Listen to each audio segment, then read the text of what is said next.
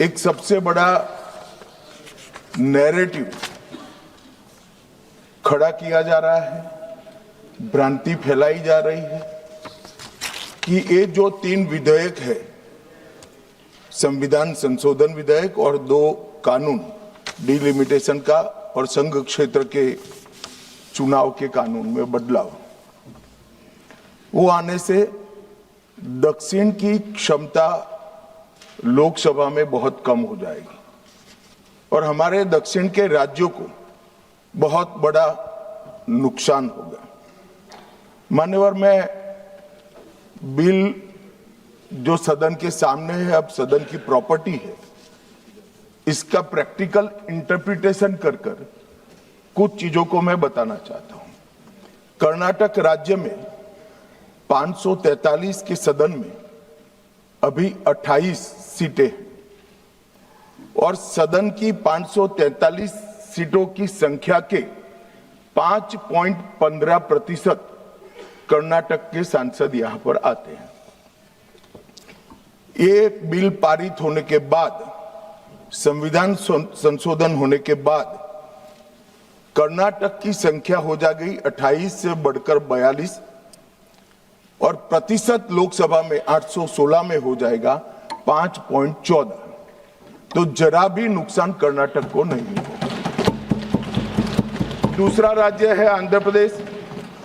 इनकी अभी 25 सीटें हैं आंध्र प्रदेश की और अब की स्थिति में उसका प्रतिशत प्रतिनिधित्व 4.60 है, 4.60।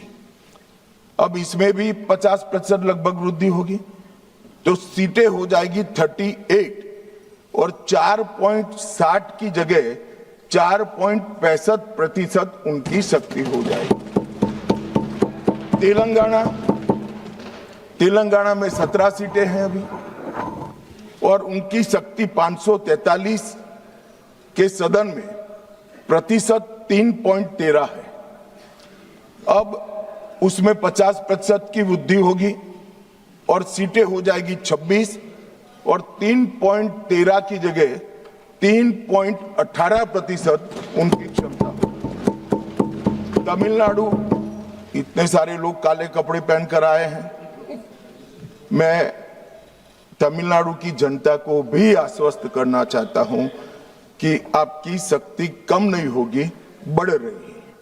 मान्यवर, अभी 39 सांसद तमिलनाडु राज्य से चुनकर यहां आते हैं और 543 के सदन में उसके प्रतिशत है 7.18% और अब 50% वृद्धि के बाद सांसद लगभग हो जाएंगे 59 और इनकी नए सदन में 816 के सदन में प्रतिशत में संख्या हो जाएगी 7.23। मैं फिर से एक बार रिपीट करना चाहता हूं, अभी तमिलनाडु की सदन में प्रतिशत स्ट्रेंथ 7.18% है, वो बढ़कर हो जाएगी 7.23। तो तमिलनाडु को भी कोई नुकसान नहीं। केरला में 20 सांसद हैं, 3.68% इनका स्ट्रेंथ है, 20 की जगह 30 सांसद होंगे और 3.68 की जगह होगा 3.67। अब कुल मिलाकर दक्षिण का जो पूरा नैरेटिव बनाया जाता है उसको अगर हम सोचते हैं तो अभी 543 सीटों में जो आपके द्वारा बनाया गया है उसमें 129 सांसद इस सदन में बैठते हैं।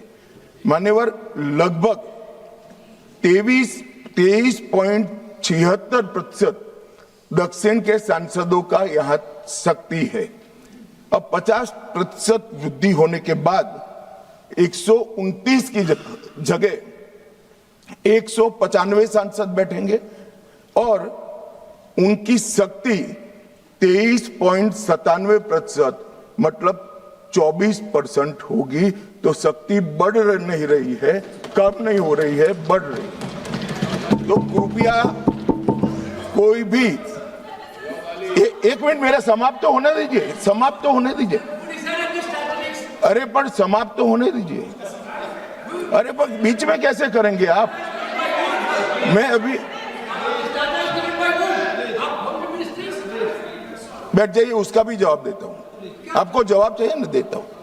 मान्यवर, कृपया ये बिल के जो इंटरप्रिटेशन है, इसको अधिकृत रूप से बिल को पायलट करने वाले मंत्री के रूप में मैं इस सदन के सामने रख रहा हूं। मैं मेरी जिम्मेदारी समझ रहा हूं। जो भ्रांति फैला रहे हैं वो शायद न समझते हैं, तो उसके लिए मेरा कोई टिप्पणी नहीं है। मान्यवर वेणुगोपाल जी कह रहे हैं कि ये किसने कहा? मैं अमित शाह, भारत का गृह मंत्री कह रहा हूं, जो इस बिल को पायलट किया। दूसरी बात, सुनिए ना, बिल में कहां है और कहां से ड्रॉ कर मैं आंकड़े निकालता हूं। मैं कल उनको जब डिटेल जवाब दूंगा तब बता दूंगा, मगर वो सुनने के लिए बैठे वॉकआउट न कर जाए।